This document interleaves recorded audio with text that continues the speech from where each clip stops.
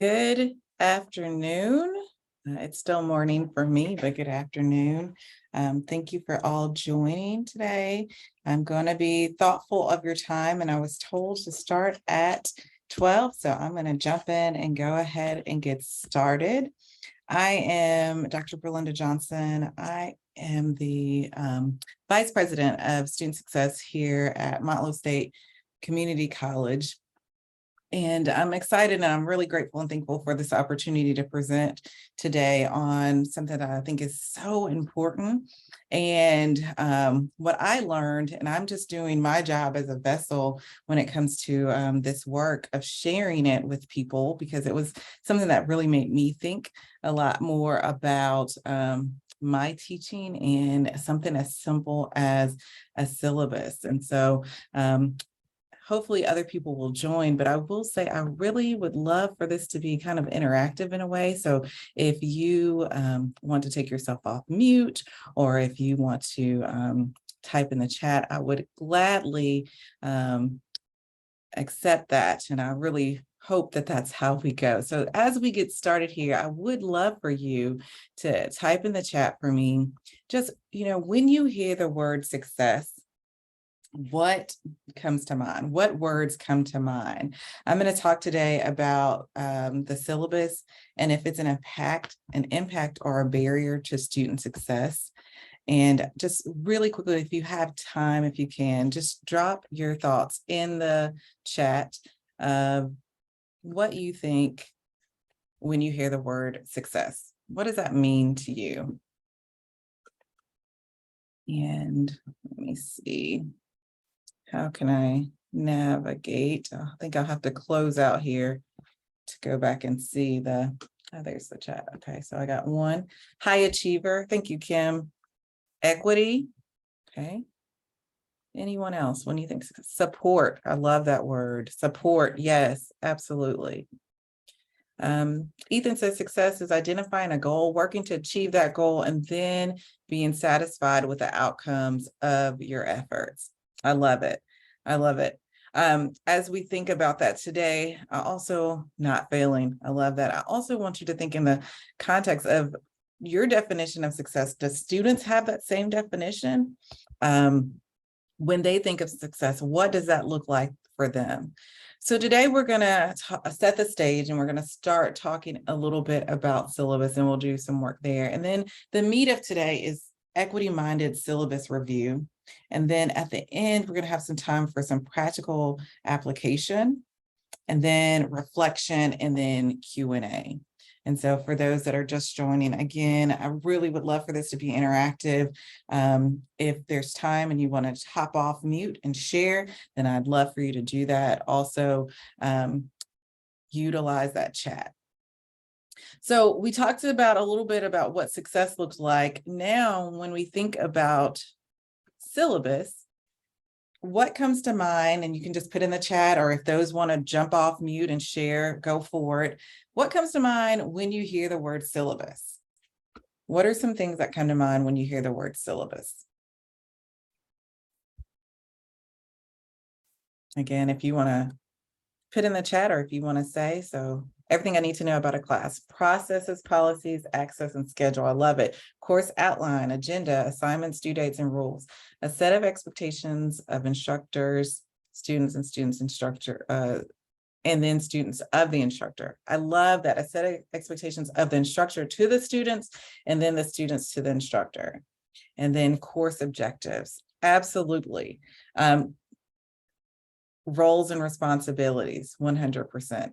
Have you ever asked a student what they think a syllabus is? Have you had that opportunity? And do you know or have any feedback on what a student thinks a syllabus is?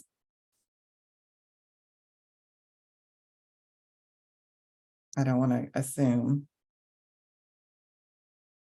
So anyone ever asked any of the students what they perceive a syllabus may be? And oftentimes we don't. Oftentimes we don't think of that. So if you're someone that's like me, I came into the role of thinking of a syllabus as specifically what it was given to me, and that's a contract, right? So for a few minutes, I'd like for you on a sheet of paper just to jot down your definition of a syllabus. And you're just going to jot this down really quickly of what you think your definition of a syllabus is. And previous, when I did this discussion, I had students in the room. So it was really great to see what their definition of a syllabus was in comparison to what faculty and administration's definition of a syllabus is. So I'd love for you to just jot down really quickly. Then we're going to take a few minutes here, and I'm going to put you into groups really quickly. And you're going to review your definition with the group, and then you can construct a definition of a syllabus together. I think when you do this, what I'd love for you to do is take a few minutes to think about, like, why are we doing this? Why is it important that we're all on the same page of what a syllabus is before we move forward? But also thinking about what the diverse perspectives are when it comes to what a syllabus may be. So give me 1 second and I'll get you into these breakout rooms. All right, stop and share. Let's test my skills here. Okay. All right, so. And I'll just give you about 5 minutes to do this. There's just 8 of there, so it's 2 breakout rooms. So if you'll go ahead and join those. There you go. I'll see you in a bit.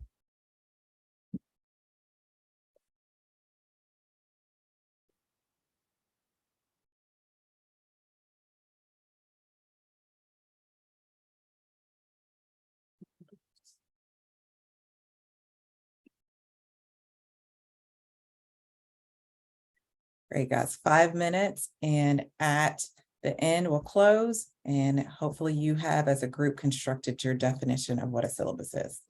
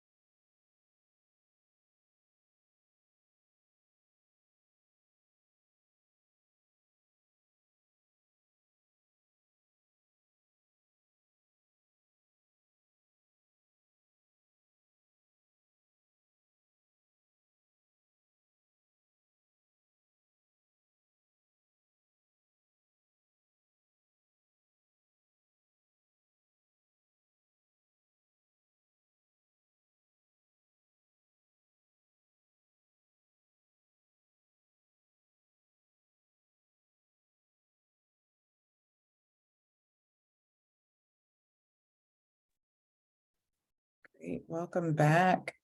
We're still missing a few more people.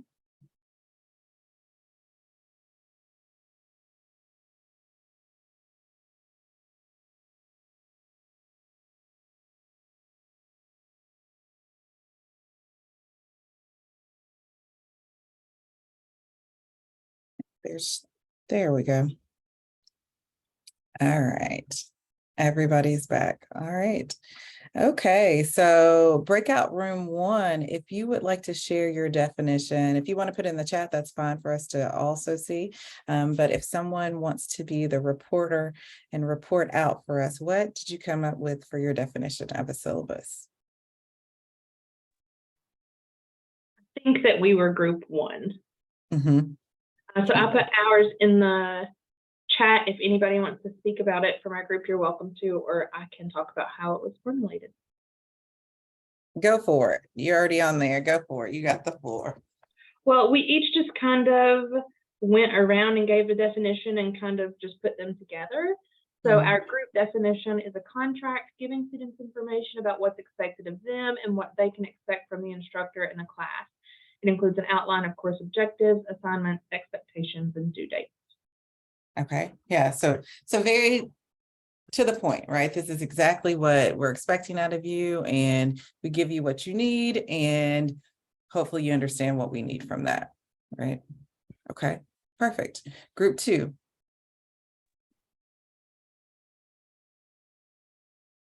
I'm also going to put this in the chat, but we have decided that the syllabus is like a guide of roles and responsibilities that includes the expectations of instructors and students, that includes policies such as grading, communication, information about the course in general and how to move forward within the course, and some community standards as well.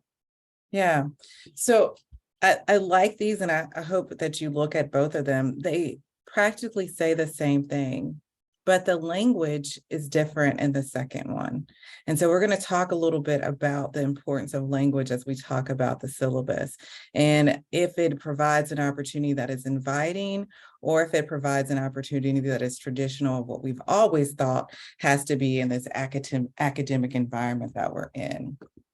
So setting the context here, we've all had an opportunity to think about what a syllabus is, and we are going to move into why it's important that we focus on why are we talking about a syllabus? Why should we focus on this as a part of retention and success for our students? And so also we're going to talk about, what does it have to do with ethnic and racial equity? I mean, what does this piece of paper, or now in the digital world, what does it have to do with any of that dealing with racial and ethnic equality? Well, first, we have to understand that there's a historical context that's related to the entire historical environment. We know for our institutions, they were not specifically created for students of color. They weren't created for women. If you look at higher education background, they were created for people at first that were wanting to go on to be clergy. And then after that, it became created for white males. And then after some wars that happened, we began to use things that helped us, where there was veterans, and that created an open, diverse look at higher ed. But at the time we were thinking about higher ed, it was not created for everyone. And so the syllabus, or the syllabi, they reinforce the norms of white students. They reinforce what those institutions were initially created for. I talked a little bit briefly about language, and I think it's really important that we think through this process of what language does. I spoke with a guy, a random conversation one day, outside leaving the gym. And he said, the biggest problem that we have is language. It's the power of the tongue and us understanding how to speak to each other. And I think it was so inspirational to me. And I've seen that it transforms across all kinds of contexts. And that's the same when we come to the language that we're utilizing for syllabus. I highly encourage you to remove the thought of a contract in this situation and use more learning tools, as it's a communication device, which I think the second group kind of talks a little bit about that, but it's a way that the instructor can speak to the students and the students then can speak directly to you. And that's how you want to think about the syllabus. Why else should we why else should we focus on this? It's the first thing that a student typically gets as they begin this new transition into your course. So it can foster a sense of belonging, and it can help to demystify implicit norms and processes. And so it can help affirm for students that, one, they belong in higher education, that they can be successful with the support of the resources, with the support of the faculty, that you can be able to help them to do well. So there's the opportunity to affirm belonging of racial, ethnically minoritized students in higher education by representing their experiences in the course materials and deconstructing the presentation of white students and white experiences as the norm. So even within the syllabi, you can start to think about how you represent these students. Next, it can build self-efficacy. So students feel welcomed in the course. This information, I'm going to share with you the resource that I used for this, and it comes from the Center of Urban Education. And what they say is that the syllabi can welcome them into the classroom where they will be cared for. It'll validate the pursuit, that they can obtain a degree, and that their ability to be successful. And so just from that start of this communication device of the syllabus, we can start to do these things by fostering sense of belonging to help build self-efficacy for our students. And also it starts this collaboration, the partnership that we want all of our students to have when they come to higher ed. We want them to know that you put in, we're going to put in, we're all here to see you succeed. And so the syllabi can send the message that while students need to work hard in college, the faculty are there to help support and work with them in partnership. One of my former bosses, which I think he was at, you may be familiar with him, Dr. Vincent Windrow, he always said to students, we can't do the work for you, but we can do the work with you. And this can be one of those processes where we're able to show them in a written format that we're partnering with them to do this work. So there are certain equity-minded competencies that we want to highlight when we're thinking through these artifacts that we're using, like a syllabus or any course material. First, we want to have a race-conscious positive sense. And so the thought process that it's okay. A lot of people think, I don't see color or I'm color blinded, but in this mindset of the competence, we want to be able to utilize and open up the dialogue that, it's okay that you're different. And we're comfortable in that. And within that, we see that there are differences that can help to enrich this learning environment. So you want to have a race conscious, positive sense. Next, you want to be aware of how your beliefs and the knowledge and approaches that you have can disadvantage racially minoritized students, even if the intention is to be race neutral. And so those thought process of I don't see color, there's still those opportunities that you want to be able to reflect on yourself and your beliefs and your knowledges to see if there are some things that are happening that are disadvantaging the students.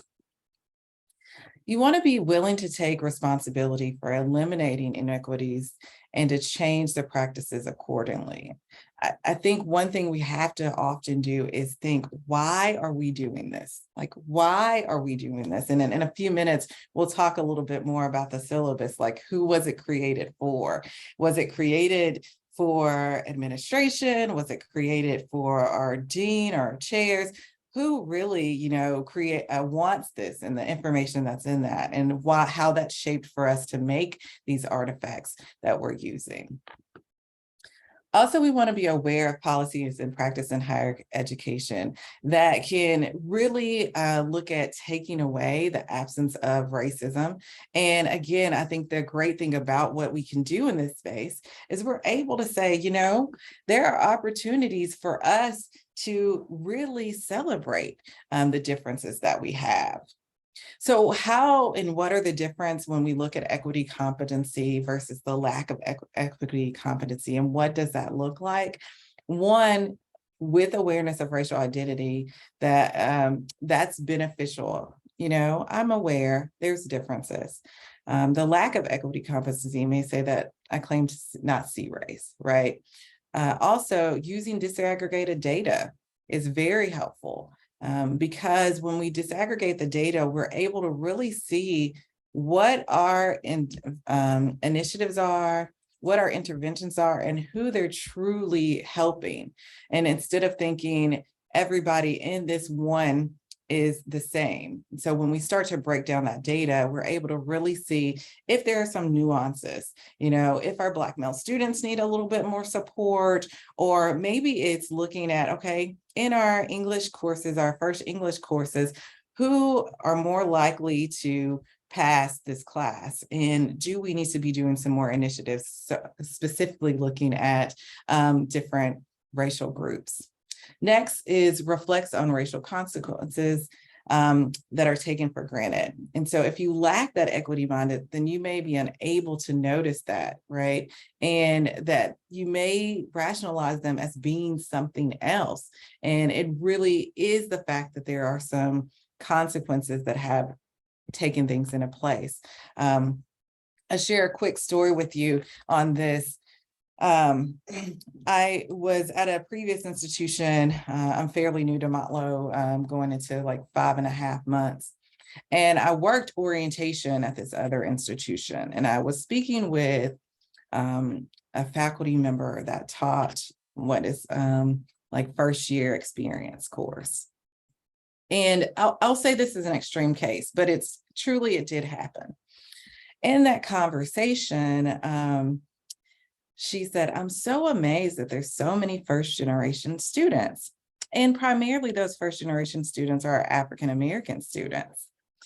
And I explained to her at that time, what you have to understand is that this avenue was not always an option for African-American students, and that it was not the place even for that institution. Just 50 years ago was when the first person of color was allowed onto the institution. That's not that long ago. I mean, if you think about it, your parents, you know, someone that's 50 years old. So the thought process that there are practices that have been put in place are up to par now, when this is still fairly new. We have to think about how those things have changed and how that truly impacts these students of different racial or ethnic backgrounds. Other things that you can see, I'll jump down to the bottom one. When it comes to equity-minded competency, they view classrooms as a racialized space and actively self-monitor interactions with students of color. Those that lack that may view the classroom as a, you know, utilitarian physical space where everyone is the same, and they don't really look and recognize the differences. I'm going to pause there just for a little bit and ask, are there any comments or thoughts around the equity-minded competency versus the lack of equity-minded competency?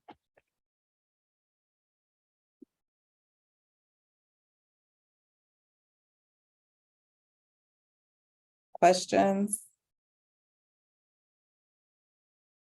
Okay, all right. Don't be shy. I'm always up for discussion. Okay. So what does that all have to do with the syllabus review? So when we think about creating a syllabus and making them more equity-minded, it's important that it is critically and systematically reflecting our teaching, as well as learning how to make inquiry a key routine aspect of our practice. So syllabi review is a part of a larger suite of inquiry tools, including reviewing course completion data, reflecting on institutional documents, and conducting observations of the classroom and other spaces. And so this is just a part of our practice that we want to do. And a part of that, when we think about syllabus review, is we want to think about, who is the syllabus for? Who are we writing the syllabus for? And so often it's the institution, right? I don't know how you were introduced to teaching at the higher education level. I was a teacher in the secondary education level, started my graduate work, was asked to be an adjunct, and I was asked to start teaching this class, adolescent development. And I said, sure. And the syllabus that I used was the syllabus that the previous instructor used.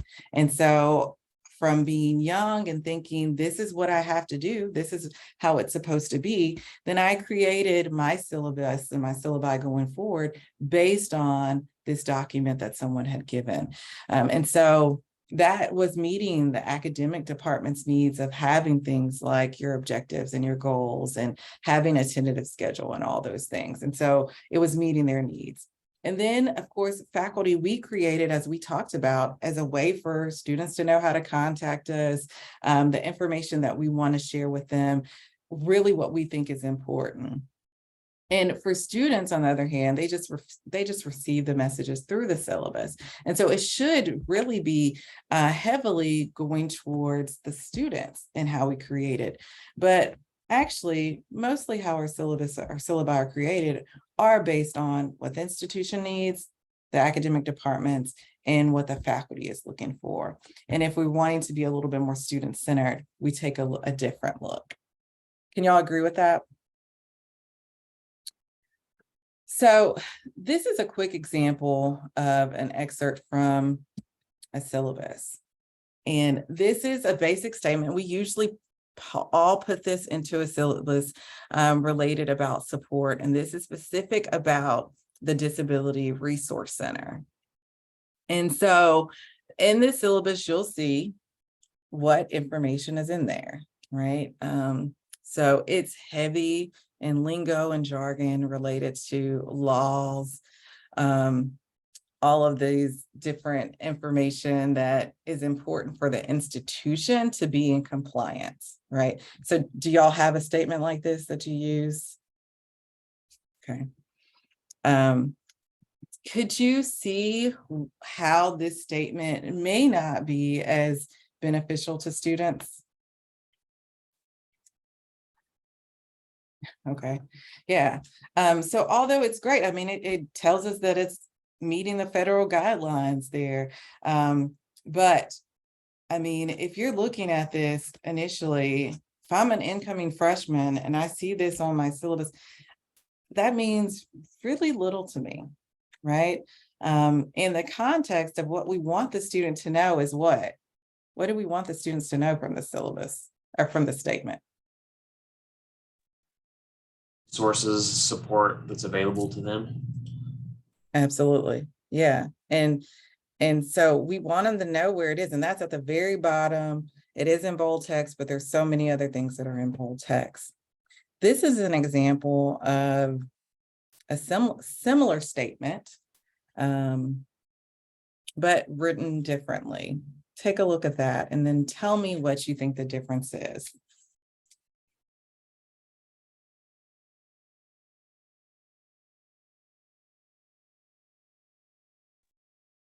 It's more encouraging and invitational initially. Absolutely. Yeah. It also helps the student identify with the instructor. They're saying, we have a similar thing happening in our lives, or we might have a similar thing happening in our lives. Yeah. Building that connection, right? Yeah. What else jumps out to you?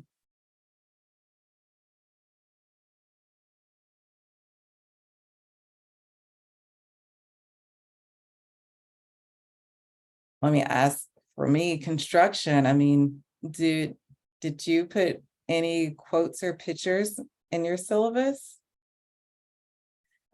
I never seen anything like that before, right? I never thought like, oh, let me, so even just the construction and looking at starting with engaging the person to seeing what this is. I'm just looking at it more willing to read it than I was the previous one.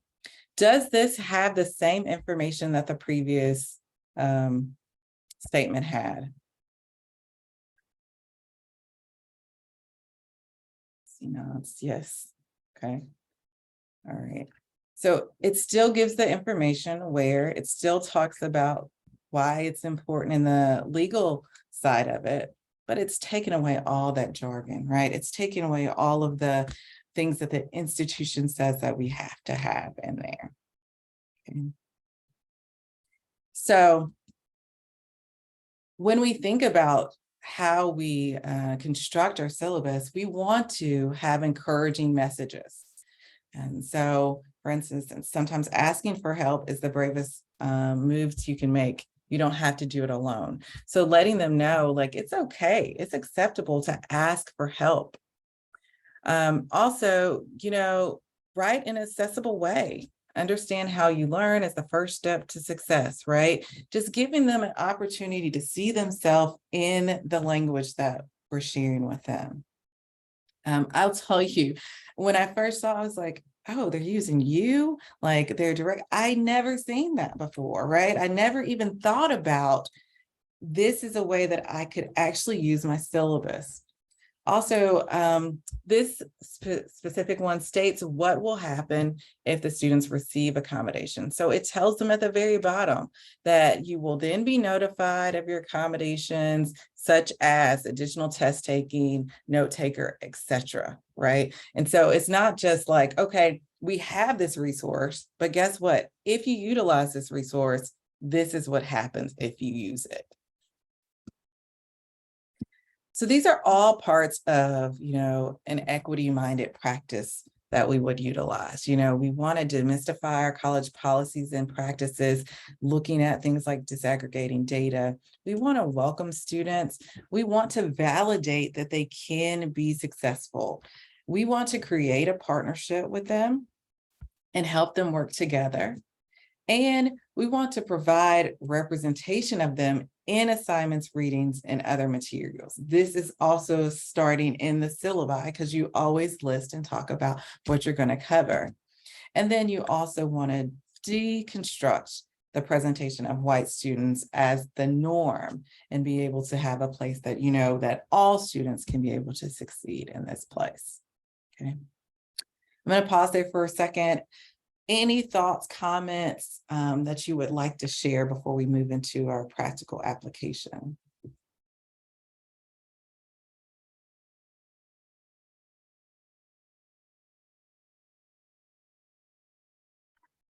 Question, and I don't know if this is the time for questions. Sure. This is informal. I'll do whatever you want me to do. Well, so I remember when I first started teaching, I was a graduate student, and this was 10 years ago.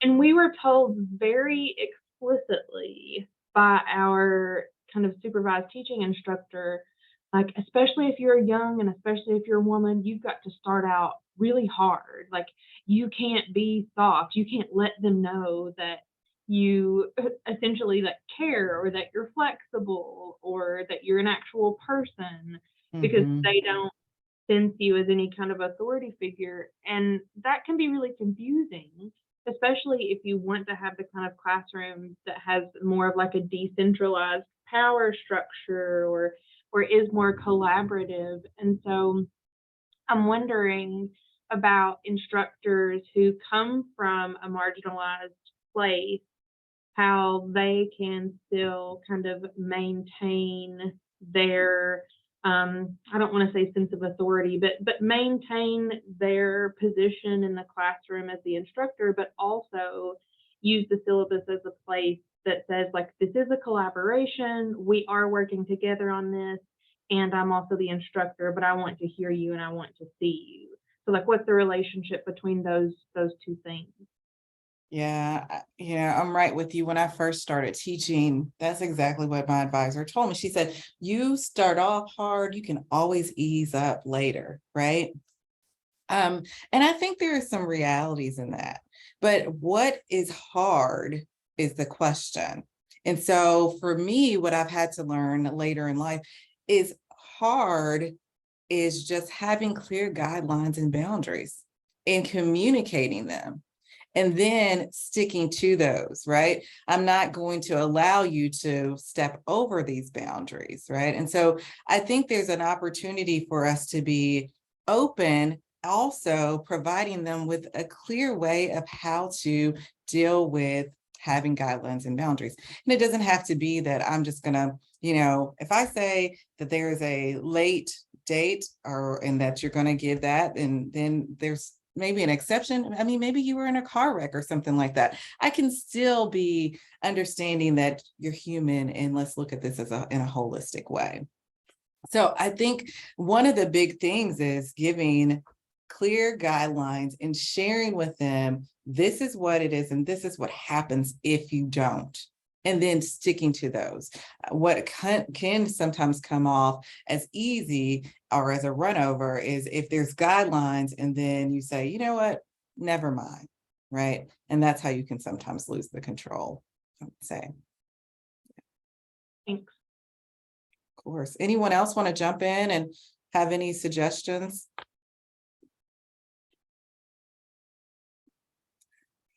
We're all experts on this call, Okay, so we're going to take a couple minutes and we're going to jump back into groups, and I'm going to use myself as a guinea pig, and I'm going to give you a sample syllabi, right?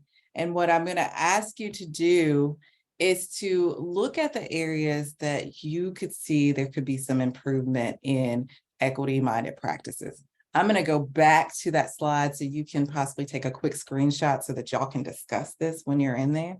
So this is an actual syllabus that I used. And what you're going to do is just kind of label these different pieces to say what is equity minded or what it's not, right? If it's policy, not policy. So give me 1 second. I'm going to show you an example before I put you into groups of what I'm looking at for you. So let me stop share here and pull this up for you.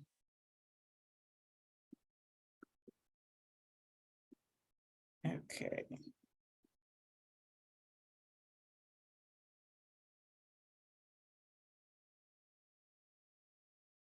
Okay, can you see this document?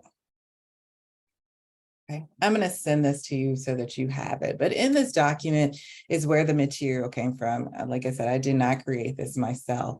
And so it's going to give you some opportunities to do some of this self-evaluation on your own. But for what I'm asking you to do today, what I'd like you to do is just to take some time to look at these specific example that I'm going to give you. And what you're going to do is what they're doing over here on the side. And you're going to talk about what could be improved or what is happening here. So is it deconstructing? Is it welcoming? Is it validating? Is it creating a partnership? Or maybe this is a place where they could create a partnership in this. Is it representing and demystifying? So this is going to be the practice that you're going to do, is you're just going to look at the different parts of the syllabus and you're going to label that. Does that make sense? Okay. All right. So I'm going to put you in groups.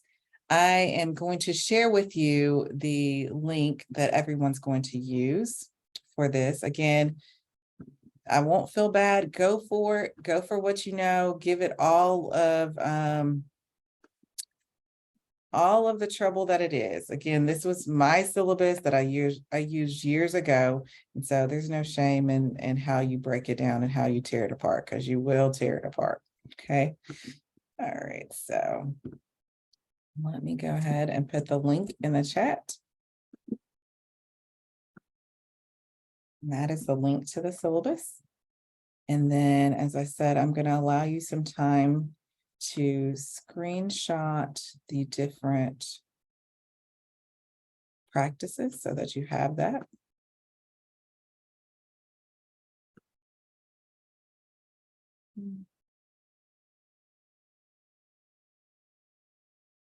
Well, no, hold on. Where did the PowerPoint go?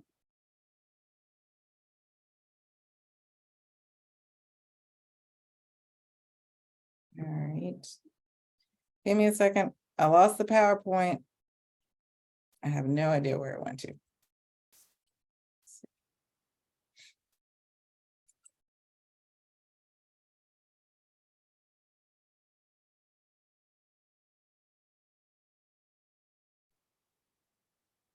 Hmm.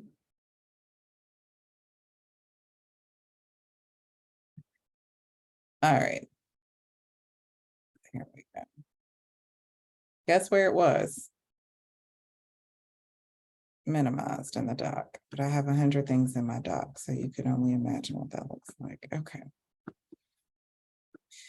Okay, so here is that slide. So this is what you're going to be looking at to label. Okay, again, you're going to label if it is doing that or if there's an opportunity for that to be done at that certain part of that syllabus. Okay, all right, everybody clear? All right, I'm going to put you into breakout rooms again. And I'll see you back here at 11:50, and that's going to leave us a little time for some conversation and questions as we go.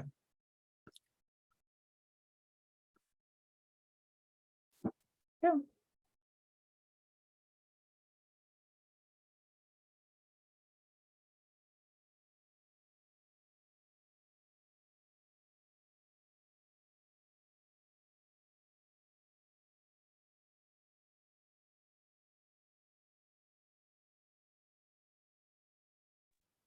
I had to switch machines, so I don't know if Okay. it put me to a room. I apologize. Do you remember which one? Were you in the first? I was in one? room 2 originally. I was in Okay. room 2.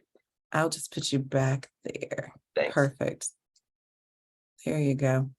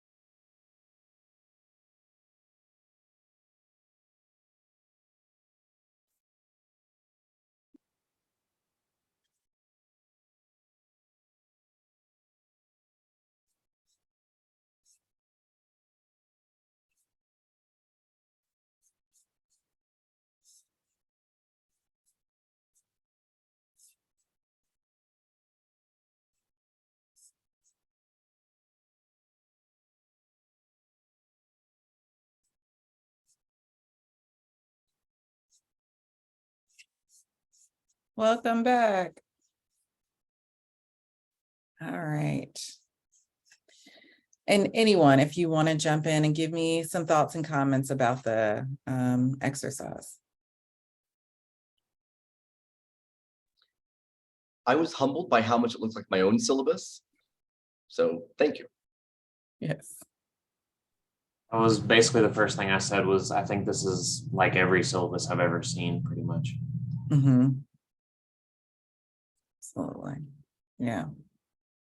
And so, the thing that I think is so important for us to understand is like these are new for us. It's new information that we're sharing, right? And it's going to take some time for us to be able to clearly understand these pieces. But I think conversations like this are important because it helps us to be able to say that there's room for improvement, right? That there's some opportunities for us. So I hope that you were able to label some of those pieces. I want to just share with you really quickly the document that utilizes, hold on 1 second, the piece that we pulled out earlier and looking at what a syllabus can look like through a non-traditional way of what we've been looking at before. So this is an example of a equity-minded practice syllabus. Let's see if I can go a little larger for you. So if you see, I would like to say, just thinking through this is an English course. So, you may have to be a little bit more creative if you're teaching things like accounting and those types of things. Go ahead, Wesley. Thanks. And I think it's visually really exciting. It's cool. I wonder about, and I don't know how you work through this, that we some of the training I had elsewhere has talked before about needing to make it that it's disability accessible and that readers don't do well. So is this like, is there a way to format it so this, like, is this formatted in a way those readers handle it well and I just don't know that? Or I mean, I guess you could do it in rows more than columns. That might help. Right. And I think that's important to think through, right? Like this is an example, but not the standard or the example, right? What I think is most important is about these themes of destructing and welcoming and the language that is in there. And there can be pops of things like, be careful about how many pops of color, but can you include a quote or something like that? Some of the students had very different thoughts about this, right? When we did it together, some of them loved it. Others, specifically those that were an accounting major, thought it was like all over the place and did not care for it. So it can be subject, to who is the audience for it. But again, I think the most important part is being thoughtful in the language that we're using, right? Yeah. So this one, creating a partnership, making that a center of the syllabus, right? This is when I'm available.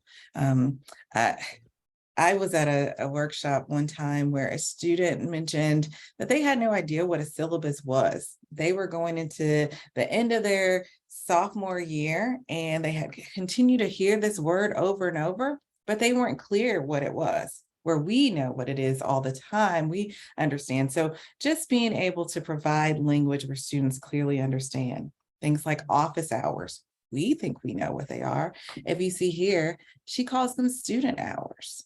Right. And so it's that opportunity because students may think office hours are for you and for you to do your work and your grading. Don't bother them. Whereas if you make it more inviting, then that's important as well. All right.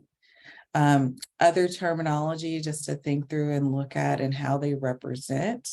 There was a part of this syllabus where they talk a little bit more about, let me find it for you.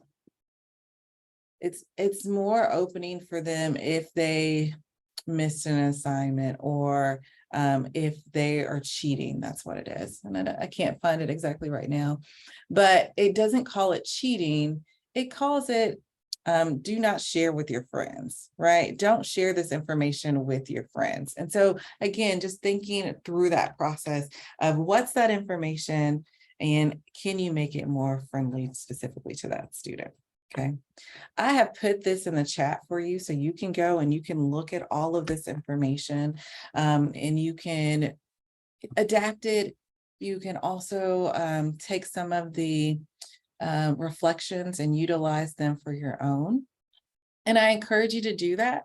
I encourage you to also think about this when you're talking to others about creating their syllabi too, to give them an opportunity to think outside of the box of what we were traditionally taught. Okay, so I'm going to stop share and open up the floor for comments or questions. I have 5 minutes, it looks like. Go ahead, Virginia. So I was working in the College of Nursing, and I was told that all of our syllabi had to be in a standardized format, and it didn't look a thing like that. So how can we have that standardized format from class to class to class across the College of Nursing, yet be able to do something more like that? Yeah, I think that's where you start with the small step of language. So it can still be standardized, but the wording can be more inviting to the student. So I think that one piece could be one thing that gives you a little bit of flex room. And maybe you say, hey, can we add this quote here? You know, but start small and start with the language, which is really powerful. Yeah, good question. And more power to you working in nursing. Yeah. Any other questions or comments? How feasible do you think this is for us to start to adapt across higher ed?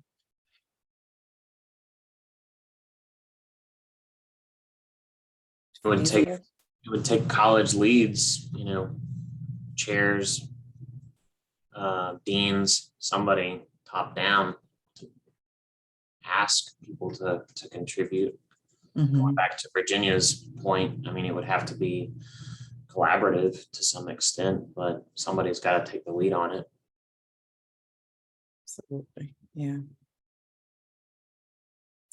Do you think this is beneficial for our students? It is, and I think that, you know, in terms of selling it, if you will, to those of us who have more administrative positions, that as we make the syllabus more inviting, it's going to help with retention. I mean, obviously, I mean, it'd be nice if we said that the #1 goal was keeping students here, but everybody's now concerned about their dollars because we have a funding formula like this Right. institution, you know, but Right. yeah, I think that it's going to help students very much. And if we can frame it for some as being, this is the means by which students don't feel alienated and they understand and they don't drift off, because I think something just sort of, it's like sort of get like washed out with the tide sort of thing. They don't go and run and jump in the ocean. It's just like, I'm not really sure what to do when the tide sort of pulls them back. I'm like, well, here I am. And Right. off they go. And so I think that it's useful to talk about how it's a way to engage and to help with student retention. We could call it student success, but retention is going to be the word that's going to help. Absolutely. Yeah. Yeah. And I think the one thing is we talk about all the time that we're student-centered, that we want to meet students where they're at. And this is one of the things that always gets overlooked. We know that students spend majority of their time in the classroom. And if we're talking about the introductory to the student's academic career or that class, I think we have to take some time to step back and look at things like syllabi to help with them navigating this whole entire new world for most of them. All right, I'm thoughtful of time. It is 11:59. Any final words, comments? I would just like to thank you, Dr. Belinda Johnson, for leading this discussion. And would like to call everybody's attention to the chat. Please complete the evaluation because it allows us to plan for future events. And I'm also placing an item in the chat. We will have right after this, if you would like to log on and go to another Zoom, we have the engaging and productive conversations about race and racism at 1 o'clock from 1 to 3. Dr. Sean Harper did a wonderful job for the first one. But just like want to bring your attention to that, and you feel free to log on and register for that. Again, thank you, Dr. Johnson. No, thank you. And if you want to discuss more, there's my email. I look forward to having further discussions. Thank you, guys.